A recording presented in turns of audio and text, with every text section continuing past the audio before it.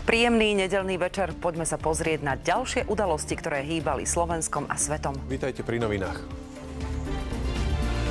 Lukáš má zrakový handicap, no napriek tomu je majstrom v skladaní Rubikovej kocky a rôznych hlavolamov. 33-ročný Lukáš z Nových Sadov dokáže vytvárať obrazy z lega. Jeho najnovší výtvor zabral takmer celú stenu a pritom je už takmer roky nevidiaci. Dokonca je aj dvojnásobným slovenským rekordmanom v skladaní Rubikovej kocky a vlastní aj najväčšiu zbierku hlavolamov.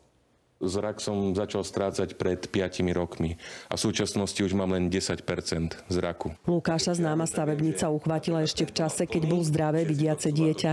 Aj so zvyškami zraku kocky skladá stále. Jeho najnovšie dielo venoval obľúbenej skupine. Je to presne ich logo originálne, ktoré majú aj na svojej originálnej, vlastne oficiálnej stránke. Na tento výtvor 33-ročný Lukáš použil až 50 000 kociek zo stavebnice. Má 3 metre na výšku, 3 metre na šírku, má aj svetelné efekty. Zložiť tento stavebnicový obraz trvalo mužovi 2 mesiace. Nie vždy sa mu však darilo. Napríklad rozoznať farby. Oči mu tak nahrádzal syn. Mu pozerám, občas chybí, občas mu žiadne nenájde, on musí to opravovať. V takejto podobe bude stavebnica ešte pár týždňov. Potom ju Lukáš rozoberie a urobí iný obraz.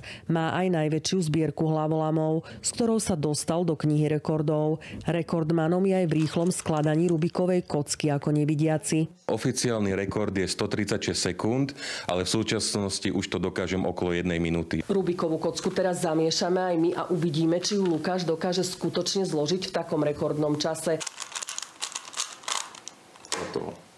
Kocku sa Lukášovi podarilo zložiť za minútu a 15 sekúnd. O skladaní kociek nakrúca aj videá a zverejňuje ich na internete.